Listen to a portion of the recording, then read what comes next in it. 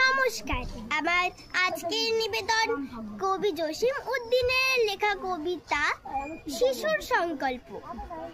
লেখা পড়া শিখবো মাগো, কিনবো নাকো গাড়ি, করবো নাকো মস্ত বড় আকাশ ছোঁয়া বাড়ি, সবার সাথে মিশবো বলে থাকবো সবার সনে, গাছের তলে ঘর বাঁধিয়ে মিলিব যে ভাই বনে, সবার সুখে হাসবো আমি, কাঁদবো সবার দুঃখে, নিজের খাবার বিলিয়ে দিব অনাহারের মুখে।